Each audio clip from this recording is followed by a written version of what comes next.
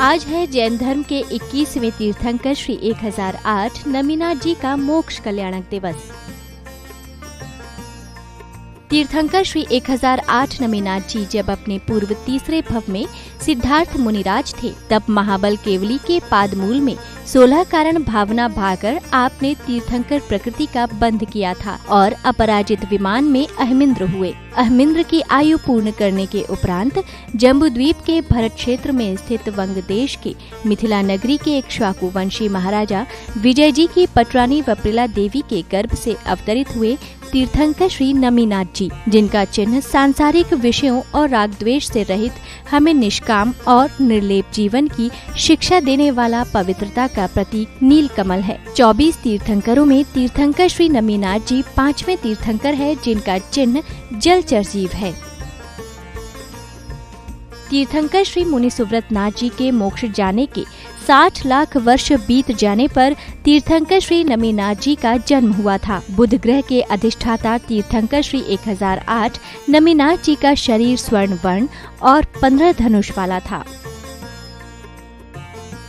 मिथिला नगरी में जन्म लेने वाले दूसरे तीर्थंकर श्री 1008 नमीनाथ जी ने अपनी 10,000 वर्ष की आयु में 2500 वर्ष कुमार काल में और 5000 वर्ष तक राज्य काल में व्यतीत किए। पूर्व भव के स्मरण से तीर्थंकर श्री 1008 नमीनाथ जी को वैराग्य उत्पन्न हुआ।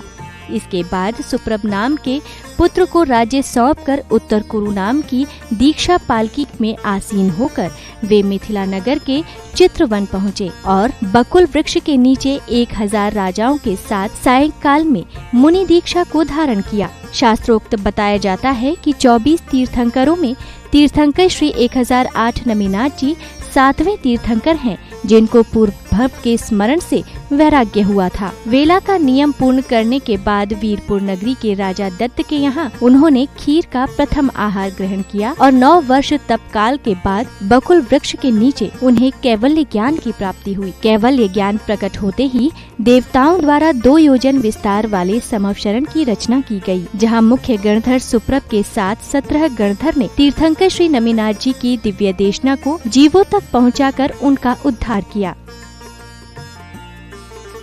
तीर्थंकर श्री 1008 नमीनाथ जी ने 9 वर्ष कम 2500 वर्ष का केवली काल पूर्ण करके 1 माह पूर्व का योग निवृत्ति को धारण किया और वैशाख कृष्ण चतुर्दशी अश्विनी नक्षत्र प्रत्युषा वेला में कायोत्सर्ग मुद्रा में सिद्ध क्षेत्र श्री सम्मेत शिखर जी के मित्रधर कूट से 1000 मुनियों के साथ निर्वाण को प्राप्त कर मोक्ष को गए।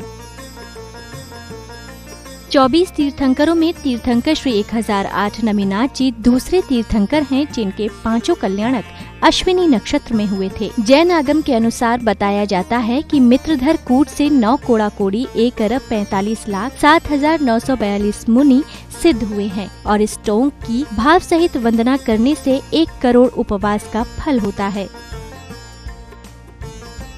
तीर्थंकर श्री 1008 नमीनाथ जी के तीर्थकाल में जयसेन नाम के 11वें चक्रवर्ती और बलिराज नाम के 19वें कामदेव हुए, जो कि सिद्ध क्षेत्र सिद्धवर कूट से मोक्ष को गए थे।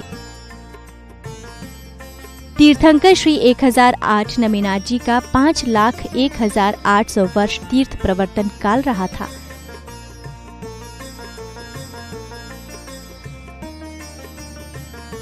वर्तमान में बिहार की पौराणिक नगरी सीतामढ़ी में स्थित है तीर्थंकर श्री नमीनाथ जी को समर्पित श्री मिथिलापुरी जी दिगंबर तीर्थ। इस पावन धरा पर तीर्थंकर श्री नमीनाथ जी के गर्भ, जन्म, तप और ज्ञान ये 4 कल्याणक हुए हैं, जिसके कारण यह तीर्थ क्षेत्र जैन धर्मावलंबियों के हृदय में एक विशेष स्थान रखता है। तीर्थंकर श्री नमीनाथ जी का दूसरा प्रसिद्ध मंदिर है मध्य प्रदेश के भिंड में स्थित अतिशय क्षेत्र पवई, जहां 12वीं सदी की भूगर्भ से प्राप्त तीर्थंकर श्री नमीनाथ जी की अतिशयोक्त प्रतिमा विराजमान है। जनश्रुति है कि तीर्थंकर श्री नमीनाथ जी की प्रतिमा दिन में 3 बार रंग बदलती है। तीर्थंकर श्री नमीनाथ जी का तीसरा प्रसिद्ध मंदिर है मध्य प्रदेश के शहडोल जिले में स्थित श्री पार्श्वनाथ दिगंबर जैन मंदिर, जहां अतिशयकारी चतुर्थकालीन तीर्थंकर श्री नमीनाथ जी की प्रतिमा मूल नायक के रूप में विराजमान है। इसी के साथ ही महाराष्ट्र के शहादा जिले में स्थित तीर्थंकर लेणी में स्थित है अति प्राचीन श्री दिगंबर जैन गुफा मंदिर। इस गुफा मंदिर में तीर्थंकर श्री नमीनाथ जी की अति मनोज्ञ अतिशयकारी प्रतिमा विराजमान है। तीर्थंकर श्री 1008 नमीनाथ जी के मोक्ष कल्याणक दिवस के इस पावन अवसर पर नमीनाथ प्रभु सहित समस्त मुनिराजों के चरणारविंद में मन, वचन और काय से बारंबार नमोस्तु।